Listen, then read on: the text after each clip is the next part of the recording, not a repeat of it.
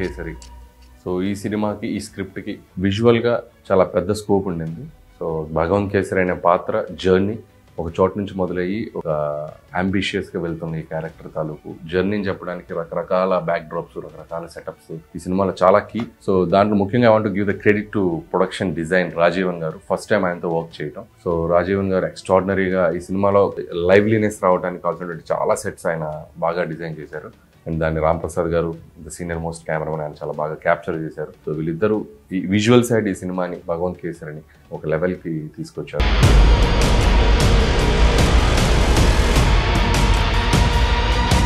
First shoot start అయింది jail set. So ఒక Warangal central జైల్లో స్టార్ట్ అయ్యే ఒక కథలో ఆల్మోస్ట్ ఒక 8 to 12 days వర్క్ చేసాం మేము. ఒక యాక్షన్ సీక్వెన్స్, దాంట్లో బ్యూటిఫుల్ ఎమోషనల్ సీక్వెన్స్ చేసాం.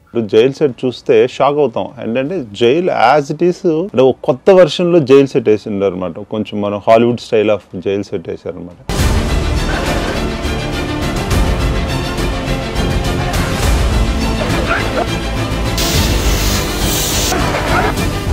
మనం వెళ్ళంగానే మనం నిజంగానే జైల్లోనే ఉన్నావా అన్న ఒక ఫీల్ని రాజీవన్ గారు తన ఆర్ట్ డైరెక్షన్లో చేశారు. చాలా బాగా చేశారు. దాంట్లోనే మేము ఒకసారి ఒక 15 days హీరో గారు ఇంట్రడక్షన్ ఫైట్ చేశారు అనమాట. ఫస్ట్ భగవంత్ కేసరి స్టార్ట్ అయింది జైల్లో స్టార్ట్ అయింది, జైల్ ఫైట్తో స్టార్ట్ అయింది.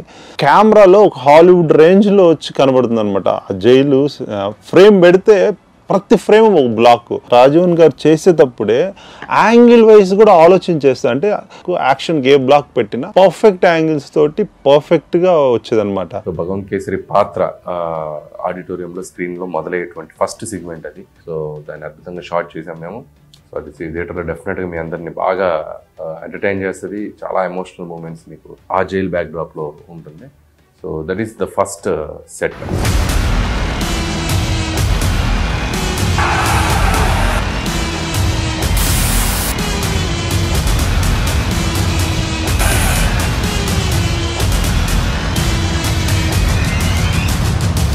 Another big action sequence in the film interval episode. అది నాకు పర్సనల్గా చాలా బాగా నచ్చిన సీక్వెన్స్. అండ్ బాలయ్య గారు చేసిన ఎనర్జీ కానీ యాక్షన్ కానీ అవుట్ స్టాండింగ్ దాంట్లో. సో విజువల్ సైడ్ కూడా దాన్ని నెక్స్ట్ లెవెల్ తీసుకెళ్ళడానికి మేము దాన్ని కూడా ఏదో ఒక ఎక్స్ట్రా లార్జ్ విజువల్ ఏదైనా ఉంటే బాగుంటుంది అని చెప్పి అనుకున్నాం. సో రాజీవన్ గారు అండ్ మా టీం అందరం కలిసి డిస్కస్ చేసి దానికి ఏం చేసామంటే ఒక బేసిక్ గ్రౌండ్ సెటప్ చేసుకొని చుట్టూ 360 degrees విఎఫ్ఎక్స్ వెళ్దాం అని చెప్పి మధ్యలో ఉన్నటువంటి సెంటర్ పార్ట్ ఏదైతే ఉంటుందో అది మాత్రం సెటప్ చేసుకున్నాం. మిగతాది విఎఫ్ఎక్స్ నరేంద్ర వాళ్ళ టీం, మా విఎఫ్ఎక్స్ ఇన్ఛార్జ్ అతనే నరేంద్ర. చాలా ఎక్స్ట్రాడినరీగా మీరు చూసినటువంటి బ్యాక్గ్రౌండ్ అన్ని కూడా ఎన్హాన్స్మెంట్స్ తాను. So with the VFX support వెళ్ళాం. అండ్ ద బేసిక్ ఏదైతే మనం చూస్తున్నామో బ్యాక్గ్రౌండ్ ఉన్నదంతా అది కూడా సెటప్ చేసుకున్నాం.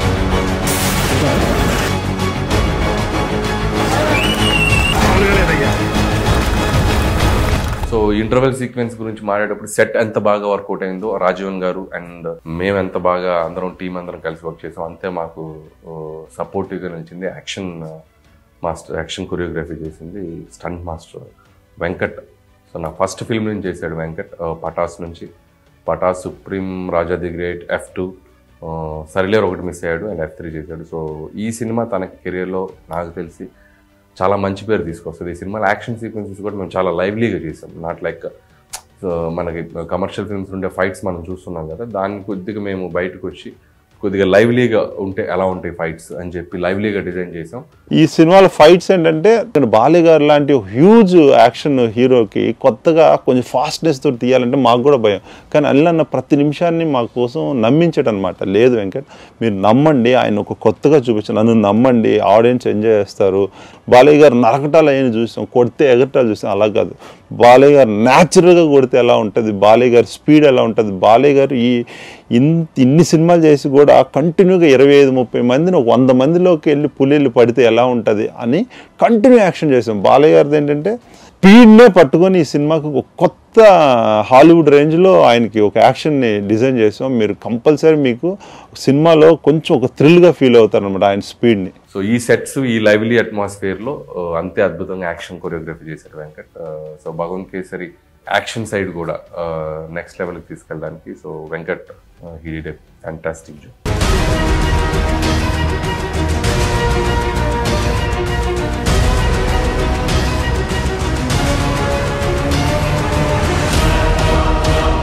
అనదర్ బిగ్ సెట్ సినిమాలో another important role in the film Rahul Sanghvi Arjun Rampal garu act చేశారు.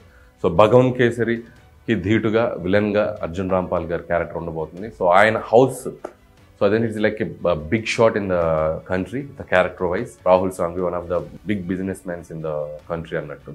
సో తన ఇల్లు కూడా ఒక 50 floors 60 floors ఒక బిల్డింగ్ని మేమేం చేసామంటే ఒక 30th 40th floorలో ఉండే 2 floorలు సెటప్ చేసుకుని మిగతా అంతా మళ్ళీ విఎఫ్ఎక్స్ సపోర్ట్ తోటి సో మనకి ఒక స్కైలో ఉన్నట్టు ఉంటుంది. బయటకు ఒక ర్యాంప్, ఆ ర్యాంప్ అంతా మేము సెటప్ చేసుకున్నాం. మన అగైన్ దాని విఎఫ్ఎక్స్ తోటి ఎక్కడో 30th floorలో స్కైలో ఉన్న ఫీలింగ్, ఒక స్కై బయటకు వచ్చి మాట్లాడటం కానీ అలాంటి విజువల్స్ అన్ని బాగా క్యాప్చర్ చేసాం.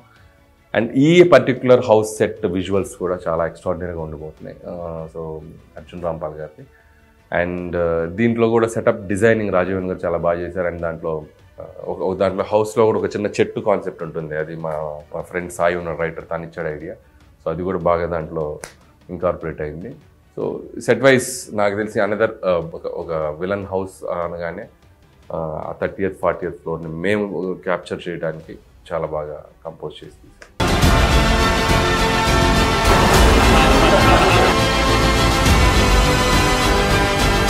అలాగే విజువల్గా సాంగ్స్ దీంట్లో చూస్తే ఒకటి గణేష్ సాంగ్ ఆల్రెడీ రిలీజ్ అయింది.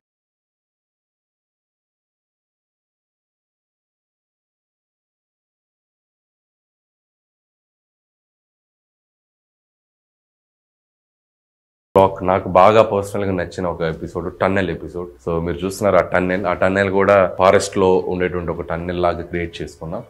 సో ఆ టన్నెల్లో జరగబోయే ఒక యాక్షన్ సీక్వెన్స్, ఒక ఎక్స్ట్రాడినరీ డైలాగ్ సీక్వెన్స్ ఉంటుంది. సో అది మీరు థియేటర్లో చూసి చాలా మెస్మరైజ్ అవుతారు. చాలా బాగా వచ్చింది ఆ ఎపిసోడ్ కూడా.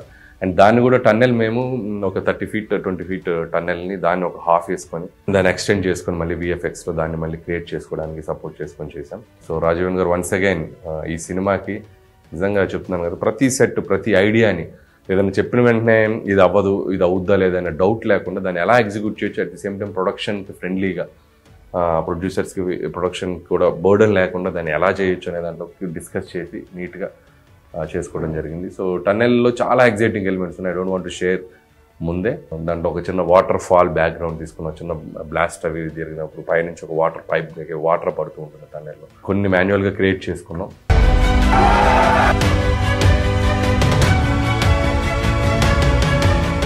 డెఫినెట్లీ సినిమాలో వన్ ఆఫ్ ద హైలైట్ ఇప్పుడు మీరు ఇంటర్వెల్ ఎపిసోడ్ కానివ్వండి, ఓపెనింగ్ జైల్ బ్లాక్ కానివ్వండి, సో విలన్ హౌస్ సీక్వెన్స్ కానివ్వండి, అలాగే దిస్ టన్నెల్ ఎపిసోడ్ కానివ్వండి. So what ever I'm saying, ఈ సెట్స్ మేమైతే వేసుకున్నాం అవన్నీ కూడా చాలా బాగా క్యాప్చర్ చేసాం. This is one more interesting episode in the world of భగవన్ కేసరి అని చెప్పొచ్చు.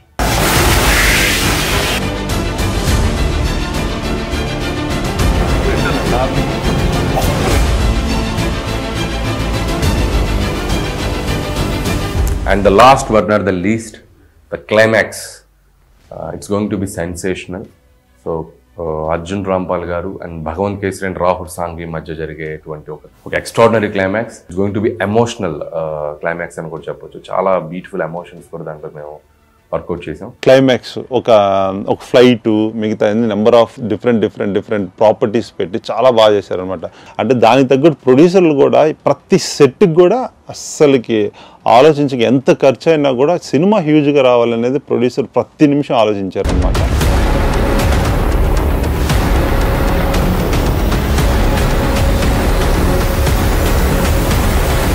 అండ్ విజువల్గా దీంట్లో నేను రాజీవన్ గారికి అడిగింది, నాకు కావాల్సింది ఇట్స్ లైక్ ఒక ఫారెస్ట్ ఇంటీరియర్లో ఉండే ఒక ఫారెస్ట్ గెస్ట్ హౌస్ లాగా పెడదాం.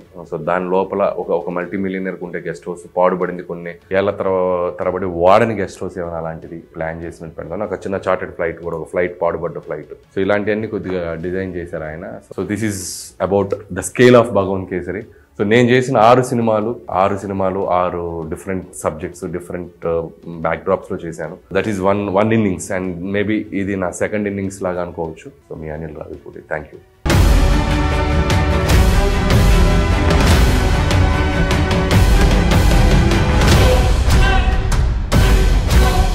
ఈ పేరు చాలా ఏళ్ళు యాదుంటది.